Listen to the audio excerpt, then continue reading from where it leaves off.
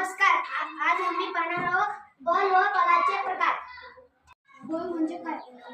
वस्तूवर कोणत्याही प्रकारे ओढकणे व ढकलण्यासाठी लावलेल्या जोरास बल असे म्हणतात. कोणत्याही वस्तू आपण जागा बदलत नाही. वस्तू हलवण्यासाठी बलाची आवश्यकता असते. गतिमान वस्तू दिशा बदलण्यासाठी तिला थांबण्यासाठी बलाचा वापर होतो. मी या चेंडूला बल लावून गतिमान करत आहे. मी या चेंडूला बल लावून थांबवत आहे. वस्तूचा आकार बदलण्यासाठी बलाची आवश्यकता असते. स्नायूच्या सहाय्याने लावल्या गेलेल्या बलाला स्नायू बल असे म्हणतात.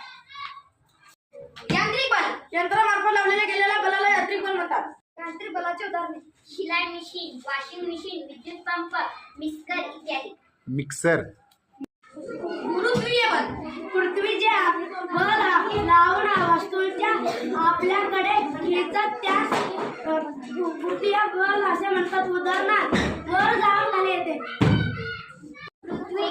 पृथ्वी जे बल लावून आपल्याला खेळते त्यास गुरुत्वीय बल असे म्हणतात. करण्यासाठी बल लावावे लागते.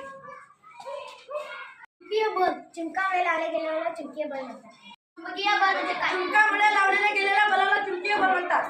विद्युत बल घर्षणामुळे रबर, प्लास्टिक, एबोनाइट यांसारख्या पदार्थांवर विद्युत भार निर्माण होते. अशा विद्युत भारित पदार्थांमध्ये जे बल निर्माण होते त्याला स्थितीक विद्युत बल असे म्हणतात. स्नायू बल स्नायूच्या सहाय्याने लावलेल्या बलांना सहाय्याने बल असे म्हणतात.